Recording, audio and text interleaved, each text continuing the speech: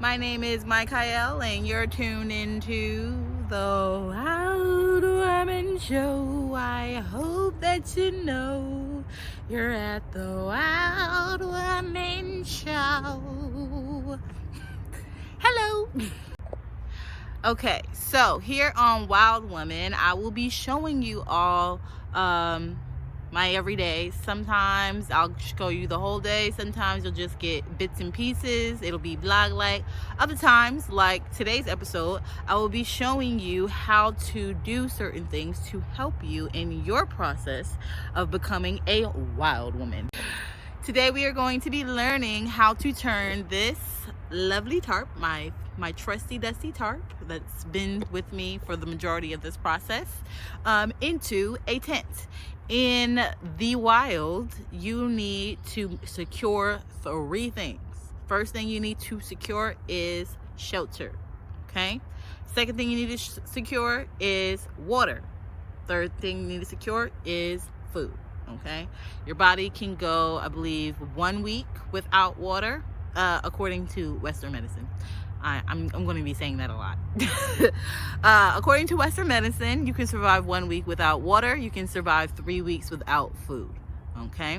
So, first things you got to do is shelter. Well, a little about me. My name is Michael. And other things that you guys might want to know about me. I am a writer. I got this shirt on that says, good enough. Mediocrities. An ode to my main job. A little about me being a writer. I fought this my whole entire life.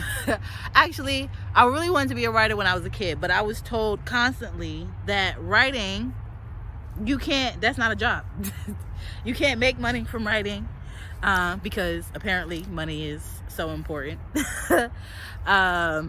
And you shouldn't be a writer. So up until about 6 years ago, it's 2025, up until about 6 years ago, I fought tooth and nail the creator of me being a writer, of me just committing to being a writer, and not just for fun on Tumblr. Whenever I wanted to let some steam out or get a scenario in my mind out and have an escape.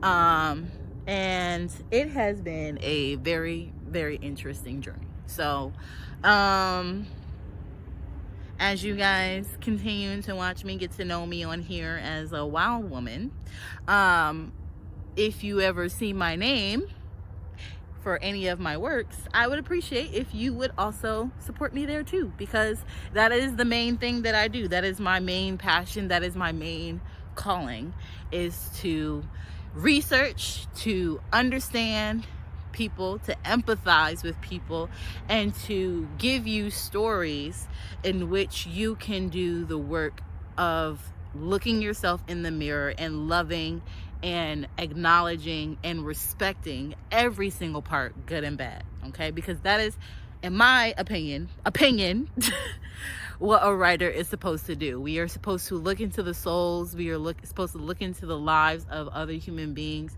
We are supposed to understand who they are, why they are, and we are supposed to, with as much compassion and honesty, because honesty is very important in today's day and age, give you stories in which you can honestly see yourself. You can honestly see who you are, why you are, and how you can become who you want to be.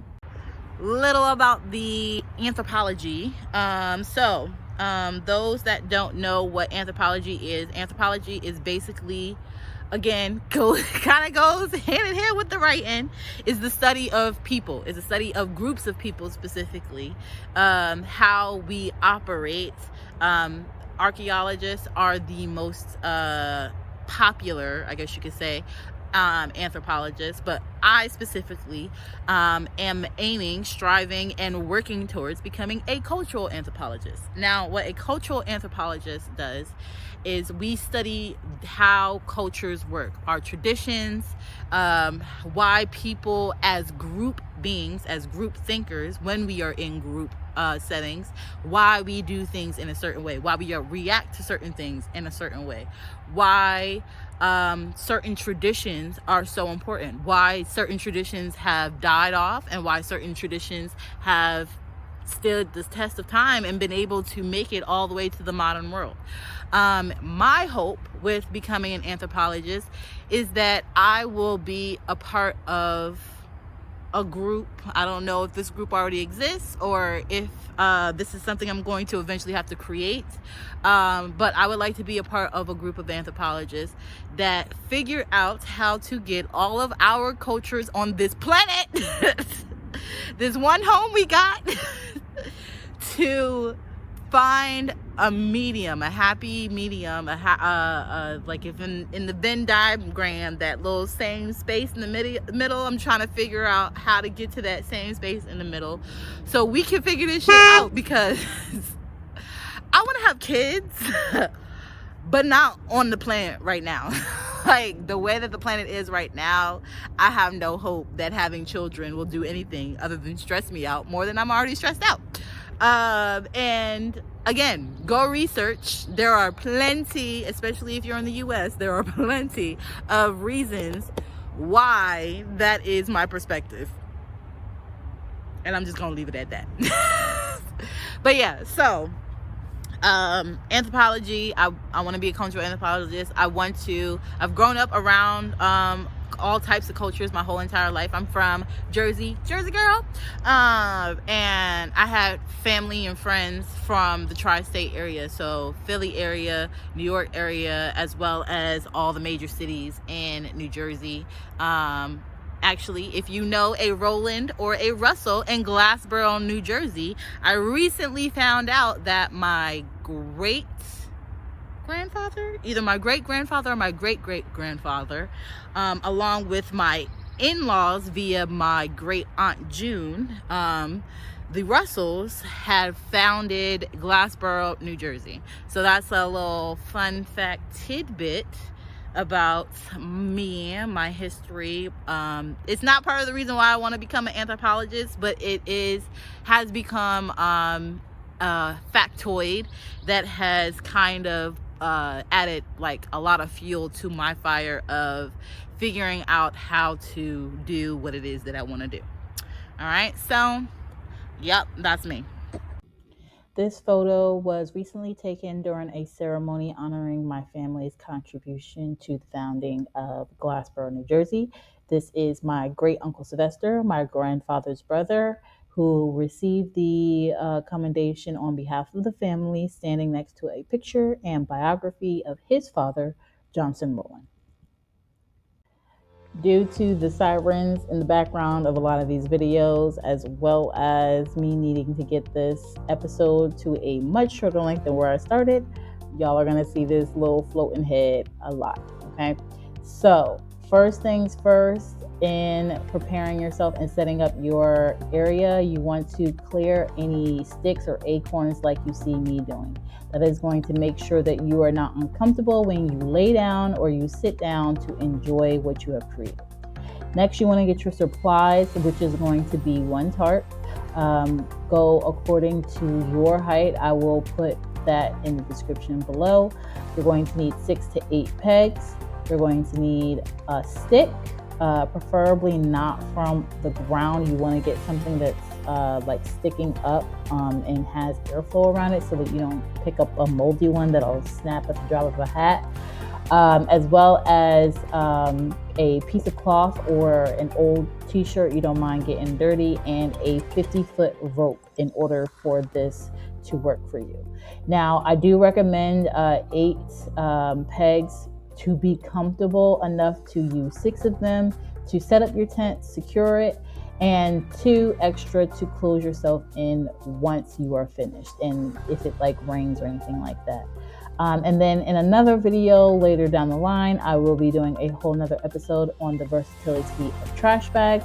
And in that, you will be able to see how to utilize making some type of floor space with this particular tent. Okay, so now that we have our supplies, first thing I'm going to do, just so that it's ready, I am going to wrap this piece of fabric around one end, what is going to be my top end of the stick. Just like this. Just like this, y'all.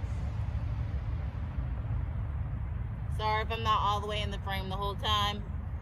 Squatting is a lot, and then, you know, standing up fast and the blood rushes to your head, all of that.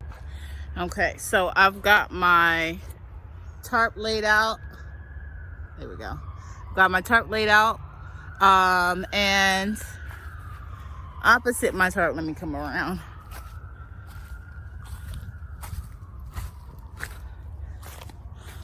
That is going to be where my opening is going to be facing. Okay, so you see there are plenty of trees for me to use when we get to that part, and you'll see why having those trees there will be essential to this process. Now, I am obviously not in an area where I have to do this with something, or in a environment that does not have trees. Okay, so of course, if you don't have trees in your environment, this might not be the video for you, or this is a great opportunity for you to use some of that flow that I was talking about, some of that surrendering to the process, surrendering to the fact that nothing about the process of being out here is going to be as smooth as you want it to be. Okay, you have to be willing to go with the process, to flow, to be adaptable, to be creative, to figure out another solution to accomplish what it is that you're trying to accomplish. Okay, all right, so let's go ahead and get this somewhere where you can see me as I do this.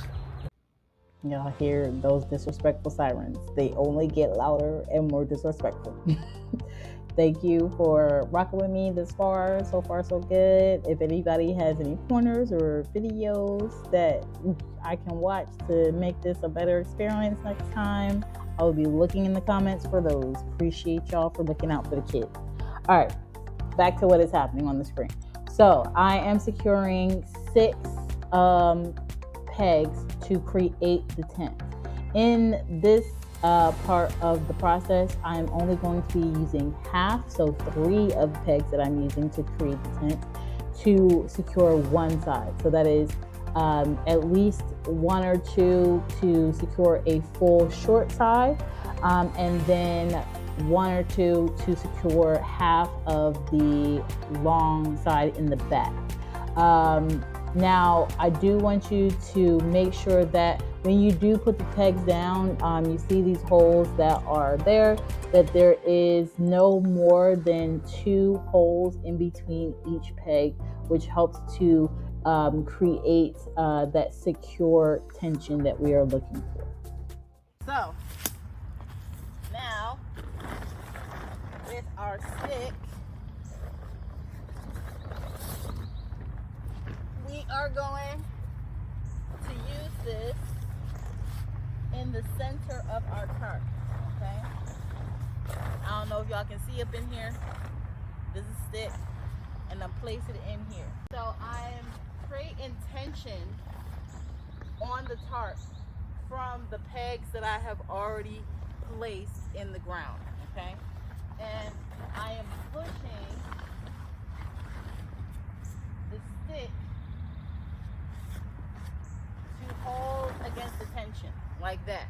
Okay, so you see how it's now is responsible for holding the tarp up, because you created tension, and that tension allows you like a little TP type situation. Okay, I do recommend, the stick that I have is thin as well as a little short right now, but I recommend a thicker stick. And again, make sure it's at least as tall as you are when you are squatting. Okay, now that we've created the tension on that side, you just pull until you're satisfied with where you want it to be, and you keep that tension as you place the rest of your pegs. Okay, so now we've got our pegs on the side that we started, and then we have some more pegs on the other side to secure our tarp, to create the tension we need in order for this to be a tent and not just a flat tarp. Okay, so this next part is optional. You can stop your process where we ended in the last clip, because that's the tent. But if you would like to have a breeze coming into your area, or you would just like to be able to sit and look at the nature around you, then this next step would assist you in doing so. Okay, so using the rope and the 2-hole rule that I had for the pegs, I choose where to start where to put my rope and how to start it. So I don't know any complicated knots. I just use a simple how I tie my shoe knot, and I just triple or quadruple knotted it to make sure that it was secure.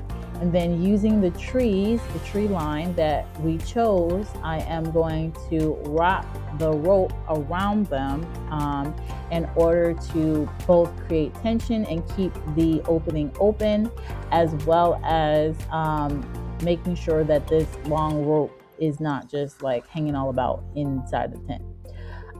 Then I will secure the other end on another 1-2 hole, and that is pretty much how you make the opening. Now you will see as I finish up this process that this doesn't look that great. And I did that on purpose because I want to continue to emphasize to you guys the importance of doing the process for yourself, allowing yourself to go with the flow, allowing yourself to figure out what's most comfortable for you. And I don't want these videos, especially the ones where I show you how to do things, to be where I show you a perfect version, because there's no such thing. All right, y'all. Transparency time. Okay, so I was really toying with whether or not I would be transparent about this, but yeah. So I am. I obviously decided that I am. So let me just get out there. So this is not how I wanted to start this process. This is not how I wanted to, this is not the position that I wanted to be in when I started this show. But life happens. I am homeless. So I've been homeless for, I want to say it's June, so 6 months. Officially 6 months. Unofficially a year. Due to a string of bad decisions on my part, as well as just like, y'all, if you're in the US or you're watching what's going on in the US, then you know the shenanigans that's happened. One job does not pay for anything. 2 jobs barely pays for anything. Yeah, you literally have to work like a dog in order for anything to make sense as far as how things go for the regular schmegular person in the world. I am educating myself on how to utilize the laws and the resources that are in place in order to get out of this situation and to get to my goal of having a camper van and taking this on the road. But since I don't have that option right now, I have been just kind of, I've been going with the flow. Like, obviously I'm surviving. It's been 6 months of me being outside. The first couple of weeks were tough. The things that I have learned, some of the things I've learned have really been essential in me surviving this process of being homeless. So yeah, that's the stitch right now. But like, we still here. Honestly, I'm thriving. As far as, yeah, monetarily, things is hard. You know, that's for everybody. But I found that once I surrendered to this process and I allowed myself to really find things to enjoy every day about the position that I'm in, that this is exactly what I needed. I've always been, mom calls me her Sasquatch. I've always been like a walk around with no shoes outside type of person. Dance in the rain, climb a tree to read a book. In fact, if you go to Willingboro, New Jersey, I'm not sure if the trees still look like it, but there was a time where they had to cut the branches up to a certain point to keep me from climbing and thus the rest of the kids from climbing trees, because I was encouraged. I wasn't even trying to encourage nobody to follow me. I was just climbing trees, and that was my thing. But I guess a couple of kids got hurt or something like that. I don't remember exactly. It was a long time ago. It was like 20 years ago. But yeah, so that's the type of person I've always been. You know, life gets in the way. Society tells you, you gotta do this, you gotta do that, you gotta do this, you gotta do that. And for a long time, I did everything that everybody was telling me to do. I went to school. I was working all the jobs. I was doing all the jobs, but I was losing my mind. I was literally losing my mind. Another transparency, literally on January 1st, 2022, I tried to take my life, and that was like the beginning of my wake-up call, that I can't afford to do what everybody is telling me to do, because I was doing everything that everybody was telling me to do and nothing was working. I was working on the jobs, and yeah, for a while I was able to pay the bills sometimes, but by the time we got, like, COVID happened in 2020, I lost all of my jobs that I had at the time, and then I was also in school full-time during, like, in the middle of the pandemic, and by the time I got to 2022, I think I had been able to get one job, like, literally right before then, like in the summer of 2021. That was the first time I was able to have a job in over a year. And then we had a family emergency, and as the person with the least demanding, I guess you could say, job, the least important job, I was the first one to go and handle this family emergency, and also the last one to leave. So because of that, I lost that job, and despite, you know, filing, I forget which law it is specifically, but I will look that up again so that y'all can know, like, there's a specific act when there is a family emergency, specifically with parents or spouses and stuff. You should be able to take off time, like, and at the drop of a hat, go handle the emergency, especially if it's in another state, like it was for me, and be able to come back to your job. That was not the case for me. I filed the paperwork and I still lost my job again. So I was back in the same position that I was right before then. So yeah, so money problems and all of that, like, yeah, but and it was between all of that, and then I had also recently found out that I might be on the spectrum. I have not done the testing to get it confirmed because of several reasons. Number one being money. This Monopoly game they got us playing, and I mean that very literally, is not designed for me to be able to afford to get a firm diagnosis. On top of the fact that anybody who is aware of the studies that have been done up until this point about neurodivergency and being on the autism scale, it is everything, all the research that's currently out there is mostly for white boys. All right. So if you're either a boy or a white girl, then it's a lot easier to do testing and a lot quicker to do testing to figure out whether or not you're on the spectrum. As a black woman, okay, let me just lay it out like this.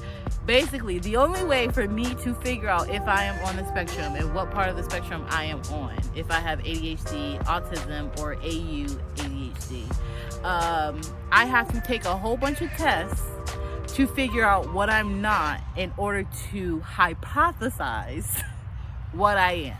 So I basically have to spend and waste a whole bunch of money for them to tell me that it's not conclusive anyway. So in addition to not having the funds and knowing that I won't get a conclusive diagnosis, I am also working through a serious aversion that I now have to doctors. I already didn't like doctors before. I only trust my one doctor, Dr. Alcera. She seen me from adolescence into adulthood, but unfortunately she don't practice no more.